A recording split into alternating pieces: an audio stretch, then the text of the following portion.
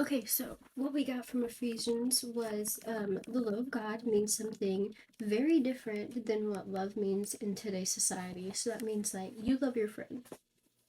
You don't love them with your whole heart though. But I mean, if let's see how I can word this. Like God loves you.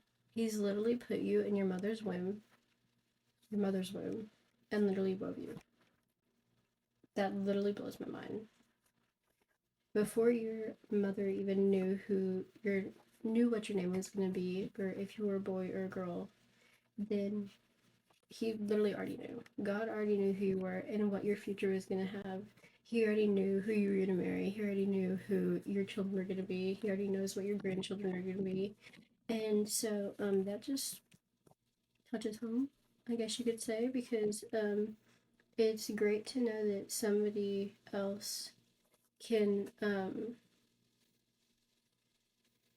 somebody else that you can talk to and that can listens to you. He will listen to you. He may not give you the right response, but he will listen to you and he will make sure there will be times that he will send something to either be a roadblock in your life or something, and that will just bring you closer to him.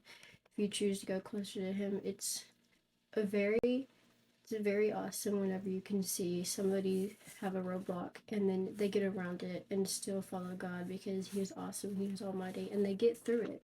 They get through the roadblock through Jesus Christ, and so it's awesome. And then another thing we had was God's love is never going to shift or change. He never changes. He's always the same.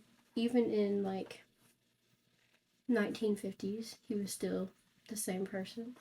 And then God was the same person too. Never changes. Um, the gospel is like the whoa, the gospel is the issue of your personal identity. So, if you have a gospel, this is deep because the person that um was talking to us about this was really good at doing this. But the gospel is the issue of your personal identity. So whatever you put the gospel in is what your personal identity is. See, I'm identified as a Christian.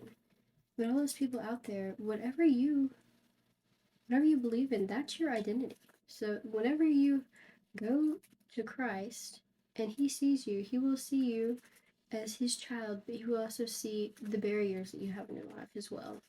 And so, and then there's a really good one. I'll wait for the next recording because this is almost up. But yeah, it's cool.